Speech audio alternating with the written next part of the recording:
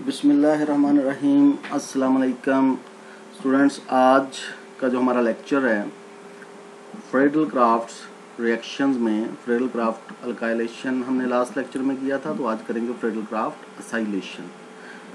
Friedel craft acylation आज का हमारा लेक्चर। अच्छा जी, straight chain alkyl benzene can be synthesized through aromatic ketones formed by a reaction.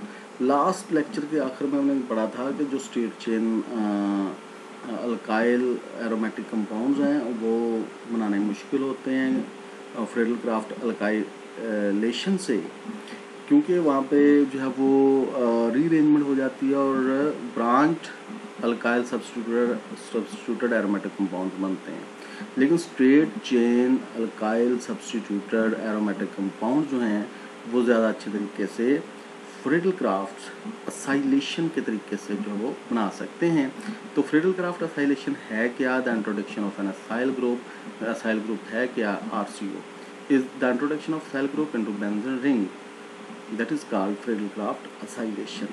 तो फ्रेडल क्राफ्ट असाइलेशन में वो कहता है जी कि straight chain alkyl benzene can be synthesized through aromatic ketones by a reaction known as Friedel craft acylation. यानी aromatic ketones develop होंगे, ketonic group develop होगा, इंट्रोड्यूस होगा एरोमेटिक कंपाउंड्स में, और फिर वहाँ उससे उसको रिड्यूस करके आप जो है वो ये straight chain alkyl substituted aromatic compounds develop कर सकते हैं। Acyl group RCO RC double bond O group, that is acyl group into the benzene ring by means of an acid halide or an acid in an anhydride in the presence of a Lewis acid।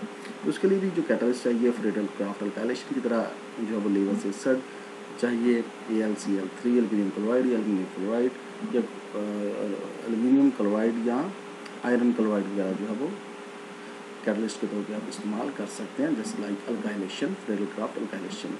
The aromatic ketones thus formed can be reduced to an alkyl benzene by either Clemmensen reduction or Wolff-Fishner reduction। अब जो alkyl जो ketonic aromatic ketone बनेगा उसके ketonic group को आप वुल्फ-फिशनर या Clemmensen reduction के जरिए आप उसको जो है वो अल्काइल ग्रुप में तब्दील, कीटोनिक ग्रुप को अल्काइल ग्रुप में तब्दील कर सकते हैं। The actual acylating agent in the Friedel Crafts acylation reaction is an electrophilic icilium ion, that is icilium ion। ये icilium ion जो है ये एक्ट करता है एज एन इलेक्ट्रोफाइल और ये एरोमेटिक रिंग के ऊपर अटैक करता है। जैसे ये असाइल क्लोराइड है और इसमें जो अटैकिंग ग्रुप होगा, जो इलेक्ट्रोफाइल होगा CH3 CH2 C double bond O C positive और इस कार्बन को पॉजिटिव चार्ज, ये और Cl नेगेटिव अलग हो जाएगा, LCl3 इसको पिक करेगा, LCl4 नेगेटिव बनेगा और इस कार्बन पे जो पॉजिटिव चार्ज है वो उसकी मदद से इधर अटैक करेगा। नेक्स्ट स्टेप हम देखते हैं। ये देखें, सबसे पहले ये असाइल हैलाइड जो है, यहाँ पे मिथाइल इथाइल आर की जगह कोई भी ग्रुप आप लगा सकते हैं। तो ये acyl halide catalyst, acid catalyst के साथ ये मिलेगा, लेवस एसिड कैटलिस्ट के साथ ये मिलेगा और Cl नेगेटिव जो है LCl3 में ऐड होगा। और यहाँ पे वो कहते हैं कि यहाँ पे ऑक्सीजन के पास जो लोन पेयर्स हैं, ये ऑक्सीजन के लोन पेयर्स की मदद से ये ऑक्सीजन LCl3 इस ऑक्सीजन के साथ अटैच हो जाएगा और जिससे इस ऑक्सीजन पे पॉजिटिव चार्ज आ जाएगा और LCl3 पे नेगेटिव चार्ज आ जाएगा, क्योंकि दोनों इलेक्ट्रॉन जो बॉन्ड बनाने के लिए इस्तेमाल हुए हैं वो ऑक्सीजन के लोन पेयर्स हुए हैं, जिसकी वजह से ऑक्सीजन के इलेक्ट्रॉन की कमी, ये इंटरमीडिएट कम्प्लेक्स डेवलप हो जाएगा।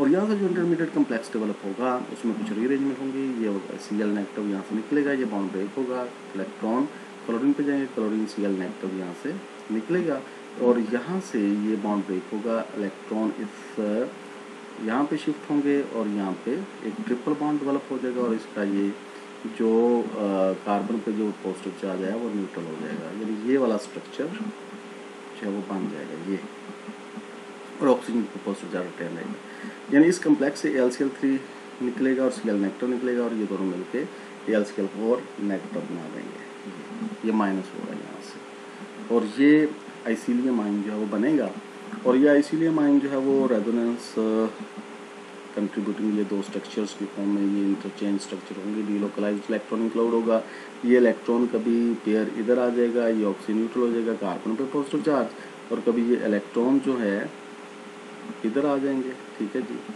और ये ऑक्सीजन पे पॉजिटिव चार्ज और कार्बन जो है वो न्यूट्रल हो जाएगा। तो ये रेजोनेंस कंट्रीब्यूटिंग स्ट्रक्चर्स इसीलिए माइन की ये दो डेवलप होंगे। अच्छा जी, इसमें फिर वो ये कहता है जी कि जब ये अटैक करेगा बेंजीन पे तो ये कार्बन पॉजिटिव ये वाली स्ट्रक्चर जो है वो ज़्यादा मेजर कंट्रीब्यूटर, ये वाली स्ट्रक्चर ज़्यादा मेजर कंट्रीब्यूटर होगा, यानी ये ज़्यादा फेवरेबल स्ट्रक्चर होगा, और ये इसीलिए माइन अपने इस पॉजिटिव कार्बन की मदद से अटैक करेगा इस बेंजीन रिंग के ऊपर, और ये इलेक्ट्रॉन इधर आ जाएंगे, ऑक्सीजन न्यूट्रल हो जाएगा, कार्बन पे पॉजिटिव चार्ज, और ये इलेक्ट्रॉन ये पाई बॉन्ड ब्रेक होगा, इलेक्ट्रॉन ऑक्सीजन पे शिफ्ट होंगे, कार्बन पे शिफ्ट होंगे, ये कार्बन इस कार्बन पे अटैक करेगा अपने इलेक्ट्रॉन्स की मदद से, कार्बन कार्बन ये बॉन्ड बन जाएगा ये, और हाइड्रोजन को जहाँ पे शो करेंगे वो प्रोटॉन की शक्ल में यहाँ से एलिमिनेट होगा, और रिंग जो है वो अपना एरोमेटिक वेक्टर रिस्टोर करेगा, और इस तरह ये असाइलेशन और एक aromatic ketone C double bond OR, ये एक एरोमेटिक कीटोन जो है ये बन जाएगा। जो एरोमेटिक कीटोन है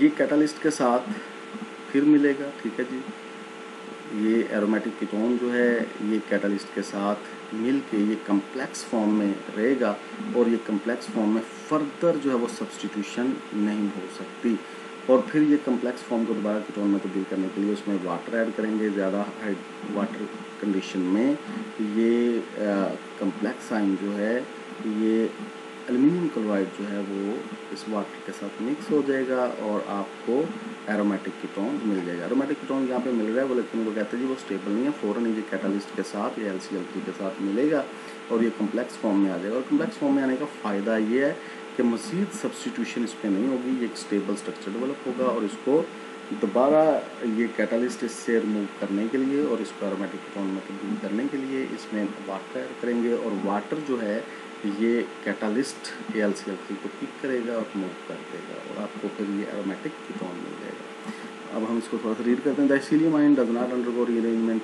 इसीलियम आयन रीअरेंजमेंट के अमल से नहीं गुजरता। The carbonyl oxygen of the ketone formed is sufficiently basic to coordinate with the Lewis ester to form a complex which is the actual product of this reaction. इस reaction का actual product जो है ये complex होता है। The complex can be decomposed by treatment with water or dilute HCl. तो ये complex को आप decompose कर सकते हैं by treatment with water or dilute HCl in workup procedure to liberate ketone, इस कीटोन को liberate करने के लिए। The Lewis acid therefore must be used in equivalent quantities. जो Lewis acid है वो कहता है जी कि ज़्यादा मकदार में आप इस्तेमाल ना करें, कम मकदार में यूज़ करें, ताकि उनको बाद में लिबरेट करना, रिमूव करना भी आसान हो। Complex ketone is resistant to further reaction. जो कम्प्लेक्स कीटोन बनता है ये मज़ीद रिएक्ट नहीं करता, स्टेबल होगा। Thus, therefore, is no possibility of polyacylation, जिससे polyacylation मज़ीद इन पोजिशंस पे जो वो साइलेशन नहीं होती, and a pure monoacylated product is obtained in high yield, और मोनोअसाइलेटेड प्रोडक्ट ही ज़्यादा मकदार में हासिल होता है एज अगेंस्ट अल्काइलेशन। अल्काइलेशन के बरखिलाफ अल्काइलेशन से हट के, अल्काइलेशन में तो पॉली सब्स्टिट्यूटेड प्रोडक्ट मिलता है, लेकिन असाइलेशन में आपको मोनो सब्स्टिट्यूटेड प्रोडक्ट मिलता है due to the stability of this complex compound. ठीक है जी, तो students, that is the end of today's lecture. Allah Hafiz.